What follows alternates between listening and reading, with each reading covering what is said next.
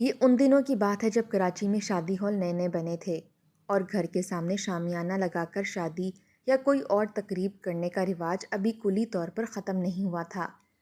لوگ شادی ہال کو کلب کہتے تھے اور ایسی شادی میں شرکت کرنا باعث فخر سمجھتے تھے جس کا انعقاد شامیانے کی بجائے روشنیوں سے جگمگاتے شادی ہال میں ہو۔ تو ایسی ہی ایک شادی میں ہماری فیملی نے بھی شرکت کی تھی۔ ولیمے کی دعوت تھی اور 11 بجنے سے پہلے سب کھانا کھا کر فارغ ہو چکے تھے، مگر خواتین گھر بچوں اور شوہروں کو بھول کر باتوں میں مشغول تھیں۔ میرے بڑے بہنوئی نے مجھے پاس بلا کر آرڈر دیا کہ میں ذرا خواتین کے حصے میں جا کر ان کی بیگم یعنی صفیہ باجی کو یاد دہانی کروا دوں کہ گھر بھی واپس جانا ہے۔ میں ذرا جھجکتا ہوا خواتین کے پورشن کی طرف جا کر کھڑا ہو گیا۔ صفیہ باجی تو نظر نہیں آئیں، البتہ وہ نظر آ گئی۔ وہ بہت خوبصورت تھی اور اس کے بال بہت ہی لمبے تھے۔ میں ٹکٹکی باندھے اسے دیکھے جا رہا تھا کہ کسی نے میرا بازو پکڑ کر ہلایا۔ میں گھبرا کر پلٹا تو صفیہ باجی شعلہ بار نگاہوں سے مجھے گھور رہی تھیں۔ کیا ہو رہا ہے یہ؟ باجی وہ لڑکی، میں گھبراہٹ میں اتنا ہی کہہ سکا۔ کون سی لڑکی؟ صفیہ باجی نے جھٹکے سے میرا ہاتھ نیچے کیا جس کی طرف میں اشارہ کر رہا تھا۔ تمہیں کچھ عقل ہے؟ ایسے بے وقوفوں کی طرح کسی لڑکی کی طرف اشارہ کر رہے ہو؟ جاؤ باہر، میں بس آ رہی ہوں۔ شرمندگی سے پانی پانی ہونا کسے کہتے ہیں یہ مجھے اس دن پتہ چلا تھا۔ میں نے ایم اے اکنامکس کیا تھا اور بینک میں نئی نئی نوکری ہوئی تھی۔ کچھ تو زمانہ بھی آج جیسا نہیں تھا اور کچھ میں طبیعتاً سادہ مزاج تھا، لہٰذا محلے پڑوس اور خاندان سے یونیورسٹی تک میں نے کبھی کسی لڑکی کی طرف ایسی ویسی نظروں سے نہیں دیکھا تھا۔ اس رات تو اچانک اس پر نظر پڑ گئی تو اس کا خوبصورت چہرہ اور ریشمی زلفیں جیسے مجھے کچھ لمحوں کے لیے محصور کر گئی تھیں۔ اس کے بعد تو خیال بھی نہیں آیا، مگر پھر تقریباً 1.5-2 ماہ بعد ایک شام جب میں بینک سے واپس آیا تو گھر والوں کے چہرے خوشی سے دھمک رہے تھے۔ صفیہ باجی نے آگے بڑھ کر گلے لگایا تو میں نے حیران ہو کر اماں کی طرف دیکھا، کیونکہ صفیہ باجی نے ساری زندگی سوائے ڈانٹ ڈپٹ کے کبھی پیار سے بات نہیں کی تھی، یہاں تک کہ گلے لگانا بھی۔ مبارک ہو، ہم نے تمہارا رشتہ طے کر دیا ہے، عید کے چاند شادی ہے انشاءاللہ۔ ایک تو اچانک شادی طے پانے کی اطلاع اور پھر صفیہ باجی کا یوں خوشی سے بے حال ہونا، یہ دونوں باتیں میرے لیے اس قدر اچنبھے کی تھیں کہ میں کچھ بول ہی نہیں سکا۔ ہم نے تمہاری شادی تابندہ سے طے کر دی ہے۔ ارے بھائی، وہی لڑکی جسے دیکھ کر تمہارے حواس گم ہو گئے تھے اور تم ہونکوں کی طرح اسے دیکھتے ہی رہ گئے۔ اس موقع پر بھی جو بقول ان کی خوشی کا تھا، ان کے پاس میرے لیے اچھے الفاظ نہیں تھے، حالانکہ اب میں کوئی بچہ نہیں تھا کہ وہ جب چاہیں مجھے پل بھر میں بے عزت کر دیں، مگر عمر میں وہ کافی بڑی ہونے کی وجہ سے اب تک مجھے بچہ ہی سمجھتی تھیں، جو مجھے کبھی کبھی سخت ناگوار گزرتا تھا، لہٰذا اس وقت بھی میرا موڈ خراب ہو گیا۔ اور ویسے بھی مجھے تو اب اس لڑکی کی شکل بھی ٹھیک سے یاد نہیں آ رہی تھی کہ میں اس سے اپنی شادی کا سن کر خوشی سے پاگل ہو جاتا۔ شادی کی تیاریاں تو گھر میں ہو ہی رہی تھیں، مگر سب سے زیادہ جس بات کا چرچا تھا وہ یہ کہ شہاب کی ہونے والی دلہن بے انتہا خوبصورت ہے۔ اس کی خوبصورتی کے جس انداز میں مثالیں دی جاتی تھیں، ہونا تو یہ چاہیے تھا کہ میں اپنی خوش نصیبی پر پھولے نہ سماتا، مگر پتہ نہیں کیوں اس سارے معاملے میں میرا رد عمل بڑا نارمل سا تھا، یعنی یہ شادی تو ایک نہ ایک دن ہونا ہی تھی، تو اب اگر ہو رہی ہے اور کسی خوبصورت لڑکی سے ہو رہی ہے جس پر ایک نظر ڈال کر میں نظریں ہٹانا ہی بھول گیا تھا، تو اس میں بھلا ایسی کون سی غیر معمولی بات تھی؟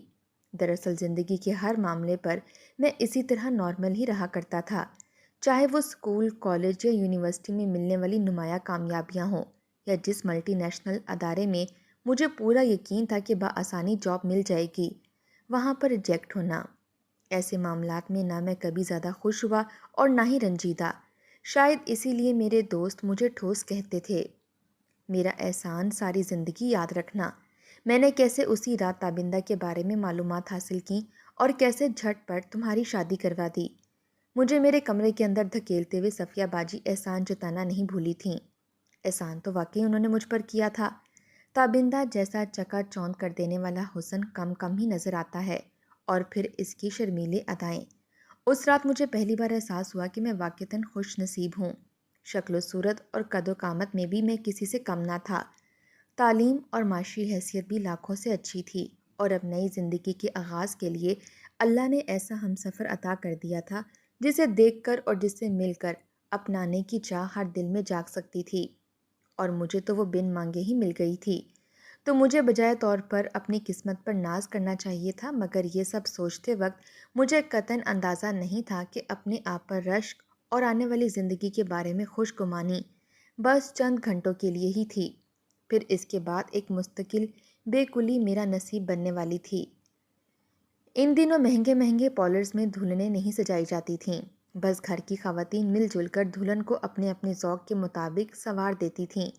تابندہ کا حسن تو بغیر کسی سنگھار کے اس قدر مکمل تھا کہ مزید کسی مصنوعی چیز کی ضرورت ہی نہیں تھی، اور ولیمے کی دلہن کے لیے تو یوں بھی کہا جاتا ہے کہ اس پر الگ ہی نکھار ہوتا ہے۔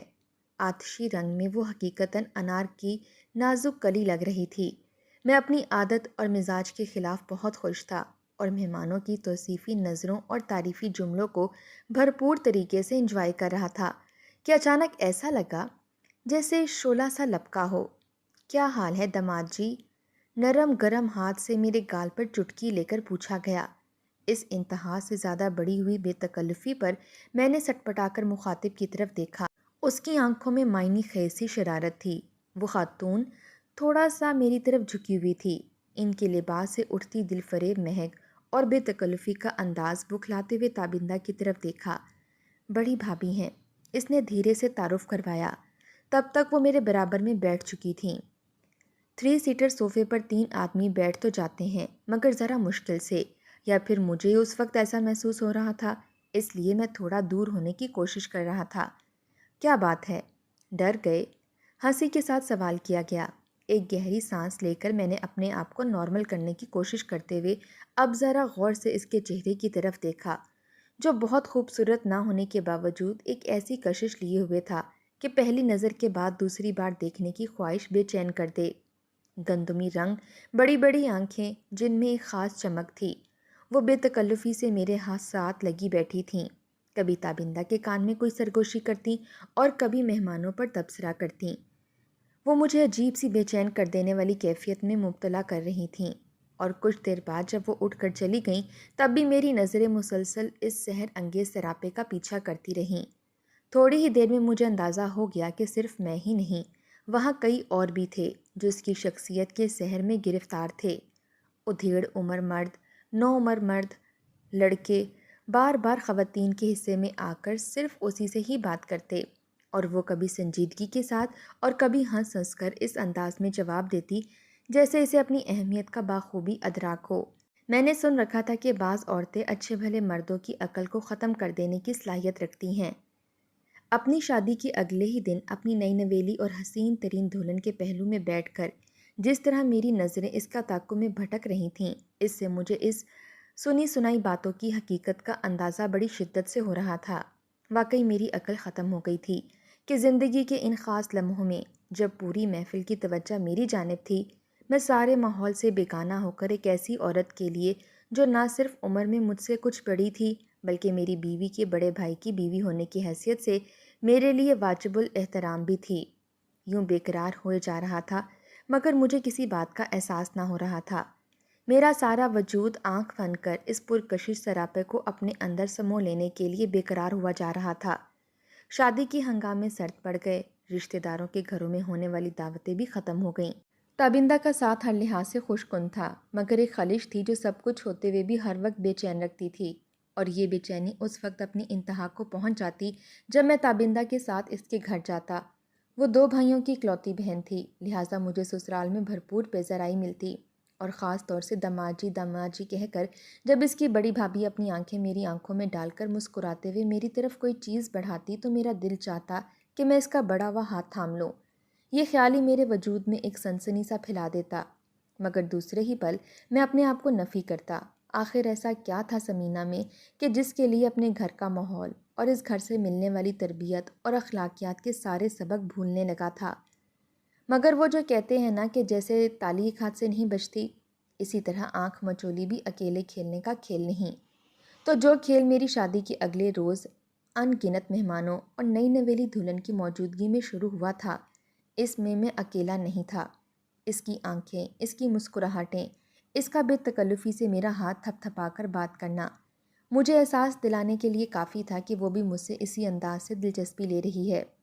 تابندہ جب بھی میں کے جانے کے لیے کہتی میں فوراً تیار ہو جاتا، مجھے بھی کوئی اعتراض نہیں ہوتا تھا، اور آنے جانے کے لیے ملنے والی یہ آزادی شاید تابندہ کی خوشی کے لیے بہت کافی تھی۔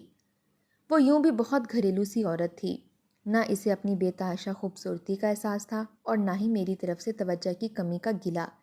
وہ تو بس اسی بات کو اپنی خوش نصیبی سمجھتی تھی کہ اسے مجھ جیسا خوش شکل شوہر ملا ہے۔ سسرال میں سب اس کے گرویدہ تھے، اور میری اچھی آمدنی کی وجہ سے اس کی خواہشات کی تکمیل بھی بغیر کسی رکاوٹ کے ہو جاتی تھی۔ ایک تابندہ ہی نہیں، اس کے گھر میں بھی سبھی بہت سادہ طبیعت کے تھے، سوائے اس کی بڑی بھابھی کے۔ تابندہ کے سب گھر والے مجھ سے ایسی محبت کرتے کہ کبھی کبھی میں شرمندہ ہو جاتا، مگر اس دل کا کیا کرتا جو ایک بالکل غلط وقت پر بالکل غلط جگہ آ کر میرے اختیار سے باہر ہو گیا تھا۔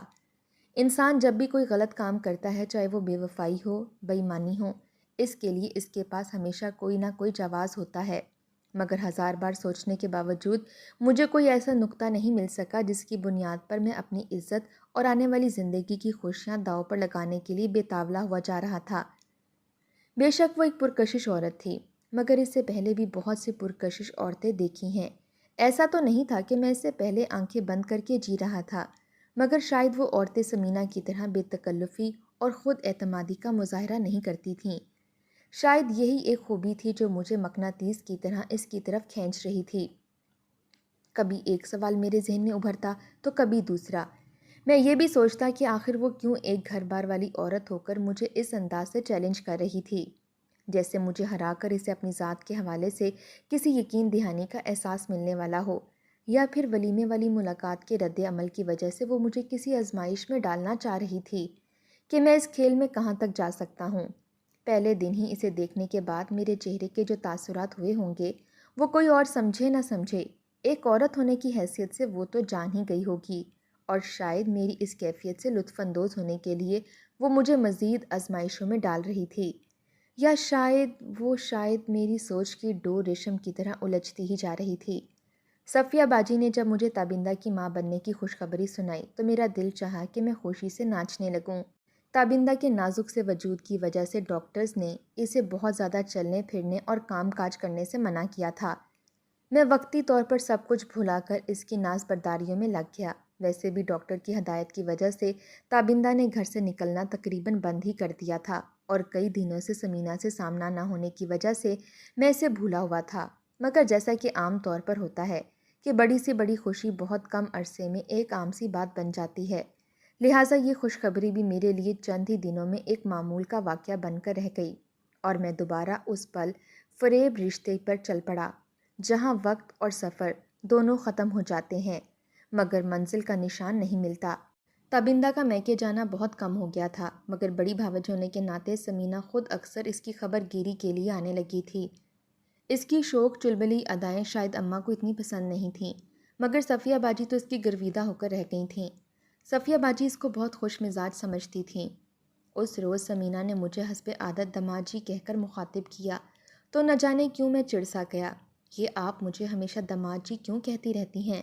میرا نام شہاب ہے، میں نے خاصی ناگواری سے کہا، تو وہ اپنے لبوں پر معنی خیز سی مسکراہٹ لا کر بولی، ایسے نازک رشتوں میں ہر دم یاد دہانی کرواتے رہنا چاہیے، ورنہ کیا ہوگا؟ میں نے اس کی آنکھوں میں آنکھیں ڈال کر سوال کیا۔ ورنہ تو انسان بھٹک بھی سکتا ہے، اس نے پلکیں جھپکائے آرام سے جواب دیا۔ اور اگر انسان پہلے ہی بھٹک چکا ہو؟ میں نہ جانے اس سے کیا سننا چاہ رہا تھا، تو ہمیں بھٹکے ہوئوں کو سیدھے راستے پر لانا بھی آتا ہے۔ اب کی بار اس کی ہنسی مجھے اندر تک جلا گئی، اور میں بے بسی سے پہلو بدل کر رہ گیا۔ کچھ کہنے اور کچھ سننے کی بڑھتی ہوئی خواہش میری زندگی کو مکمل طور پر بے سکون کر چکی تھی، مگر بہت چاہنے کے باوجود جھجک کے ساتھ میرا اندر کوئی خوف سا تھا جو مجھے سمینہ سے کھول کر کچھ کہنے سے روکے ہوئے تھا۔ میں اپنی اس کم ہمتی پر ہزار بار خود کو ملامت کرتا، مگر پھر بھی اظہار کا حوصلہ نہیں کر پاتا تھا۔ وقت دھیرے دھیرے گزرتا گیا۔ بہار کی ایک خوبصورت صبح نے مجھے پھول سی بیٹی کا باپ بنا دیا۔ گلابی گالوں اور سیاہ لچھے دار بالوں والی گڑیا جب بیٹی پہلی بار میری گود میں آئی تو خوشی اور محبت کے جذبے سے میں مغلوب ہو کر رہ گیا۔ کچھ بولے بنا اس کی من موہنی صورت کو تکتا رہا۔ حسب عادت سمینہ کی آواز ابھری، بڑا فخر ہو رہا ہوگا داماد جی، وہ میرے کندھے پر جھکتے ہوئے بولی۔ میں نے اس کی بات کا جواب دینے کی بجائے تابندہ کی طرف دیکھا جس کے چہرے پر زردیاں پھیلی ہوئی تھیں اور آنکھوں کے گوشے نرم ہو رہے تھے۔ میں نے آہستگی کے ساتھ بیٹی کو جھولے میں لٹا دیا اور تابندہ کا ہاتھ اپنے ہاتھوں میں لے لیا، مگر اس نے بڑی آہستگی سے اپنا ہاتھ چھڑاتے ہوئے منہ دوسری طرف پھیر لیا۔ میں نے حیران ہو کر سمینہ کی طرف دیکھا تو وہ حسب عادت معنی خیز انداز میں مسکرا دی۔ ہاسپٹل سے ڈسچارج ہونے کے بعد حسب دستور تابندہ کو اپنے میکے جانا تھا، مگر اس کی خواہش تھی کہ وہ اپنے ہی گھر آئے۔ حالانکہ اس کی امی نے بہت زور دیا مگر وہ کسی طرح راضی ہونے کو تیار نہیں تھی۔ اصل میں داماد جی سے دور رہنا مشکل بھی تو بہت ہے، سمینہ نے ہنستے ہوئے کہا۔ تابندہ نے پلٹ کر عجیب سی نظروں سے میری طرف دیکھا اور دھیرے سے بولی، ہاں مشکل تو بہت ہے۔ ننھی منی فائزہ کو گود میں لیے جب تابندہ گھر میں داخل ہوئی تو ایک انجانے احساس سے میری آنکھیں بھر آئیں۔ صفیہ باجی نے آگے بڑھ کر گلے لگایا۔ مبارک ہو، باپ بن گئے ہو۔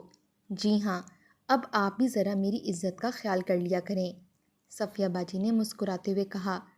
اپنی عزت کا خیال تو انسان کو خود رکھنا پڑتا ہے، تابندہ نے ایک بار دھیمی آواز میں پھر سے کہا تو میں جو صفیہ باجی سے مخاطب تھا چونک کر اس کی طرف دیکھنے لگا، کیونکہ آج اس نے دوسری بار ایسی ذو معنی سی بات کی تھی۔ وہ فائزہ کو بیڈ پر لٹا کر خود ٹیک لگا کر بیٹھ چکی تھی، اس کے چہرے پر بددستور زردی تھی۔ صفیہ باجی باہر چلی گئیں تو میں نے سوالیہ نظروں سے تابندہ کی طرف دیکھا۔ میں آپ سے یہ کہنا چاہ رہی تھی کہ اب آپ ایک بیٹی کے باپ بن گئے ہیں، آپ کو اپنے ہر رویے میں محتاط ہونا پڑے گا، لوگوں سے ان کے رشتوں کے مطابق ملنا جلنا ہوگا۔ دنیا کی نظریں بہت گہری تک ہوتی ہیں، ایسا نہ ہو کہ زندگی کے کسی موڑ پر آپ کو اپنی بیٹی کے سامنے شرمسار ہونا پڑے۔ وہ نظریں نیچے کیے بڑے دھیمے انداز میں بولتی جا رہی تھی اور میرا پورا وجود کسی ایسے احساس کی طرح جکڑ رہا تھا جو کسی اناڑی کے ہاتھ لگ گیا ہو۔ مجھے سمجھ نہیں آ رہا تھا کہ میں وہاں کھڑا رہوں یا فوری طور پر وہاں سے ہٹ جاؤں، مگر میں جاتا بھی تو کیسے، کیونکہ میرے قدم تو وہیں جم کے رہ گئے تھے۔ تابندہ اپنی بات کہہ کر اب دوسری طرف منہ کیے لیٹی تھی اور میں سوچ رہا تھا کہ میری عقل پر کیسے پتھر پڑ گئے تھے۔ میں نے یہ بھی نہ سوچا کہ ان معاملات میں عورتوں کی حس کس قدر تیز ہوتی ہے۔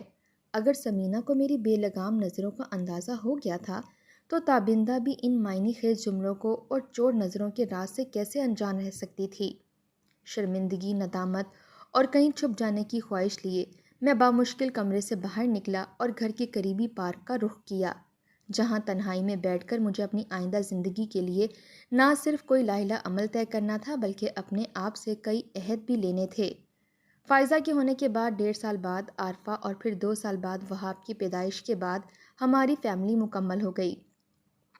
میں نے اپنی ساری توجہ پیسہ کمانے اور تابندہ نے بچوں کی تربیت میں لگا دی۔ تابندہ نے میکے جانا بہت کم کر دیا تھا اور میں نے تو تقریباً چھوڑ ہی دیا تھا۔ کسی خاص موقع پر اگر جانا پڑتا تو میں کوئی نہ کوئی بہانہ کر کے تھوڑی دیر میں واپس آ جاتا۔ پتہ نہیں کیوں، یہ محض میرا خیال تھا یا حقیقت کہ کوئی مجھے رکنے کے لیے اصرار بھی نہیں کرتا تھا۔ جو بھی ہو، میرا سامنا سمینہ سے بہت ہی کم ہوتا اور وہ بھی مجھ سے مخاطب ہونے کی کوشش نہیں کرتی تھی۔ اس کی وجہ بھی یقیناً میرا سرد رویہ ہی تھا۔ وہ پہلے کی طرح کھنکدار کہکا لگاتی اور سب سے چھیڑ چھاڑ کرتی دلکش سراپے والی سمینہ ہی تھی، مگر میری نظروں میں اب فرض کے پہرے لگ چکے تھے۔ کبھی کبھی دل میں ایک کسک سی جاگتی، ایک بے قراری سی سرایت لیتی، مگر یہ خیال نفس کے گھوڑے کو لگام دے یہ رکھتا۔ تابندہ نے ایک بار کے بعد پھر کبھی اپنی کسی بات میں کوئی ایسا اشارہ نہیں دیا تھا کہ جو میرے لیے شرمندگی کا باعث بنتا۔ وہ میرا ہر طرح سے خیال رکھتی تھی اور میرے گھر اور بچوں کو پوری ذمہ داری سے سنبھال رہی تھی۔ ہماری زندگی بڑی پرسکون انداز میں گزر رہی تھی اور میں نہیں چاہتا تھا کہ اس سکون بھری زندگی میں کوئی ہلچل پیدا ہو۔ وقت یوں ہی گزرتا گیا، تینوں بچوں کی شادی ہو گئی، دونوں بیٹیاں اور بیٹا اپنے گھر میں خوش و خرم اور آباد ہیں۔ تو اب میں 60 سال کی عمر میں جب میرے پاس بہت سا فارغ وقت ہے تو سوچتا ہوں کہ ایسا کیوں ہوتا ہے کہ سب کچھ ہوتے ہوئے بھی ایک خلش سے رہ جاتی ہے۔ سمینہ آج بھی میرے لیے ایک سوال ہی ہے۔ ہو سکتا ہے کہ میں نے اس کو سمجھنے میں کوئی غلطی کی ہو سکتا ہے وہ محض ایک خوش مزاج عورت ہو، یا پھر اس کی زندگی میں ایسی کوئی کمی ہو جسے وہ اپنے کہکوں کے پردے میں چھپائے رکھنا چاہتی ہو۔ جب کبھی اس کا خیال آتا ہے تو کبھی ایک کسک سی محسوس کرتا ہوں اور کبھی اپنی ہی ذات سے شرمندہ ہو جاتا ہوں۔ بہرحال جو بھی تھا، لوگ بالکل ٹھیک ہی کہتے ہیں کہ بعض عورتیں اچھے بھلے مردوں کی عقل خبت کر دیتی ہیں۔